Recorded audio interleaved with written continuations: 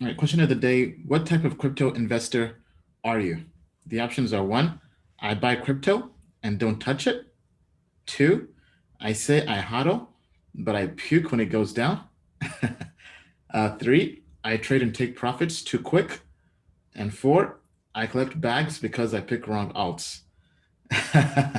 All right, so the community has voted. One, the winner is I buy crypto and don't touch it. Now, I find this very, very interesting. I think, if anything, this and four are kind of tied together because lots of people trade crypto, end up losing money on it, and it becomes a forced hodl. It basically becomes a bag, right? Especially back in 2018, 2019 as well. But then in crypto, at times randomly, those bags end up becoming good investments, right? So kind of as Maddie mentioned, we got into the Chainlink private sale. I think the price was probably around 10 cents, maybe 20, 25 cents. Yeah, And it's very cheap. I took profit around 5-10x, somewhere in between there, because we were entering this long bear market and they had zero marketing, right? Who would have thought that Chainlink would survive a bear market and with no marketing at all and become the best coin out there, right? They ended up getting onto Coinbase, but I think what really changed Chainlink is 4chan, 4chan, and just all those memes and the link army. The community was able to just kind of galvanize around their community, and they became the marketing arm. And I think lots of other projects could probably copy that because I think that's probably the best community out there. Because I mean, if you say anything bad about Chainlink, you're done. You're dead. Bill, your take on the Yeah. answers? Well, people want to buy it and hold it. And some do, right? Yeah. Set it and forget it, maybe, use it as a wealth building instrument long term. But you can tell by the price action that, like, congratulations. I appreciate the people who were honest about either puking or holding bags, right? Because both of those things have gone on in DeFi, and I think there's actually probably been more puking. So when those things happen, that's where the opportunity is for the people who want to just hold it long term, right? Mm-hmm. If you think about, basic Elliott wave, right? The thing you want to catch is the big trend or the third wave, right? So the first wave, it starts July and August, then it stops September and October, okay? And then normally, right before the big trend starts, that's when it's total despair. I have to be honest with you. I looked at this screen on Friday and I was like, I'm done. I'm going to go out and sit in a grassy field. That's how I got this fashionable sunburn. I just said, blanket. I'm not looking at this anymore. Then I'm sitting in the grass. I'm like, okay, it's probably the bottom. A major bottom. Yeah. Right. Because I can't look at it. So, I appreciate people's honesty. If you puked or you had a bag or, you just got smoked, okay, great. But then go back to the spreadsheet shown by our guest at the start. And like a major crypto mind is telling you that all this stuff that's been destroyed is far from dead. Yeah, people suck at controlling emotions, and about 95% of them actually.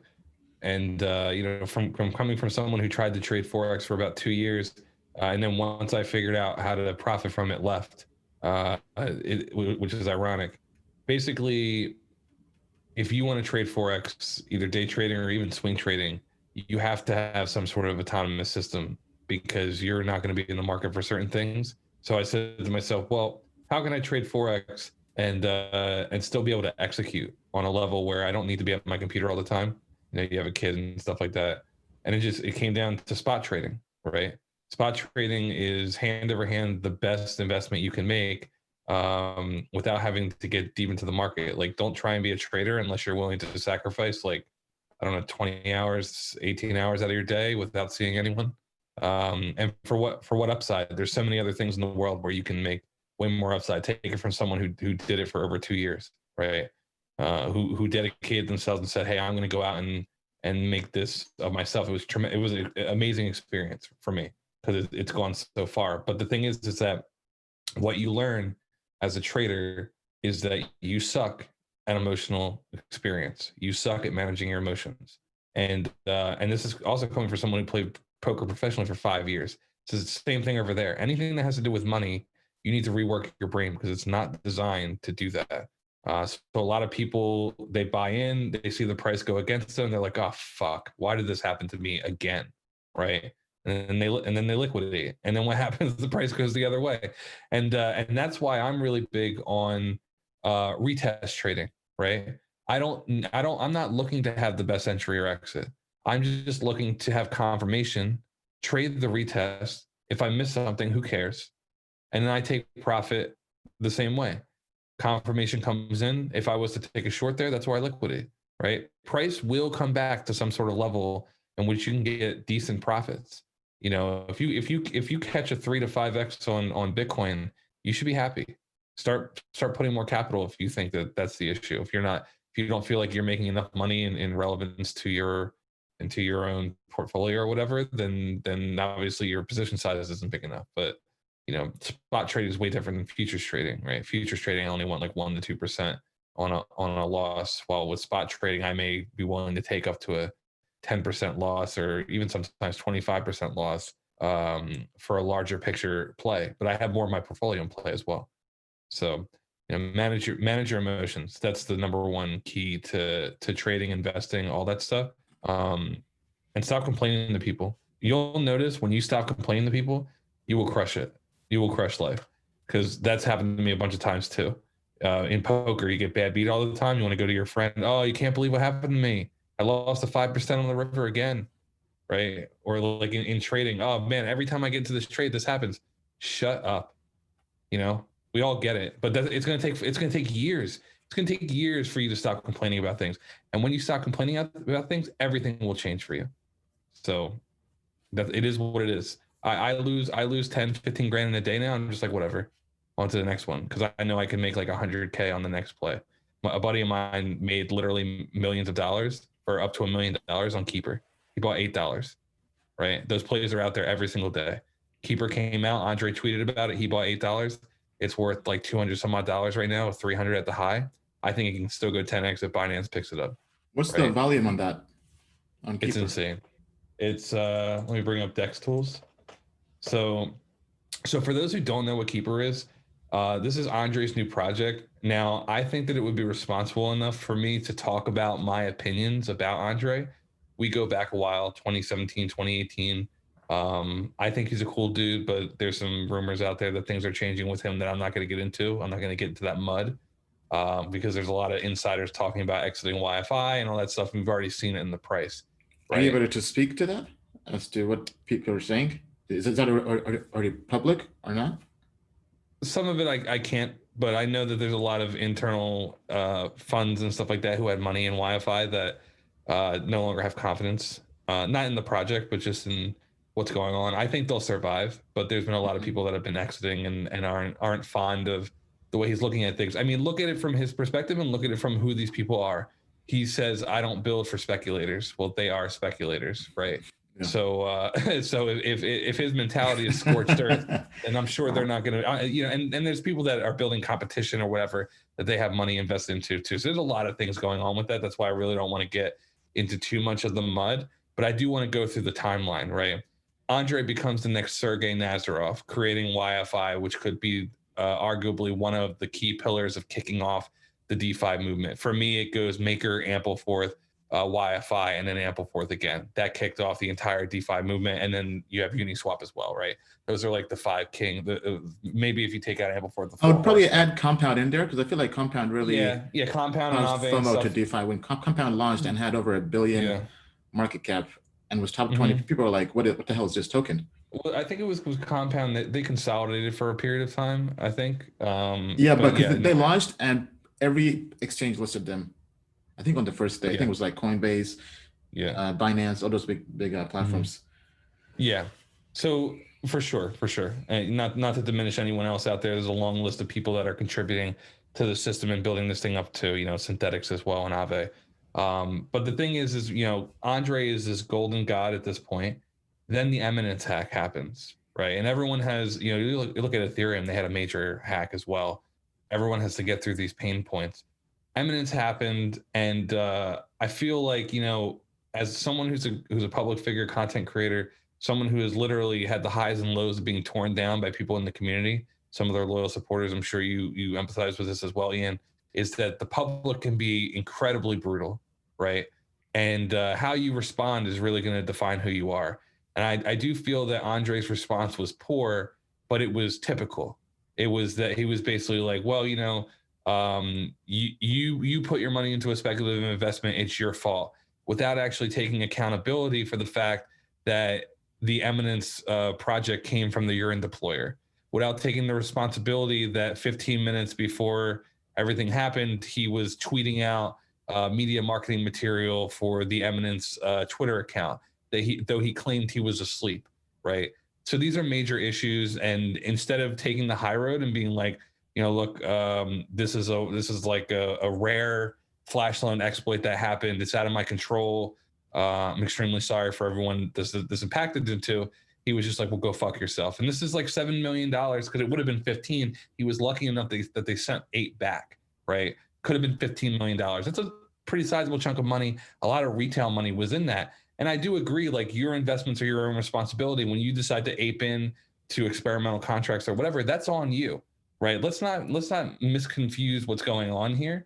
It is your responsibility of your own investments, and you need to mitigate that risk both in your position size, when you take profits, etc. Right?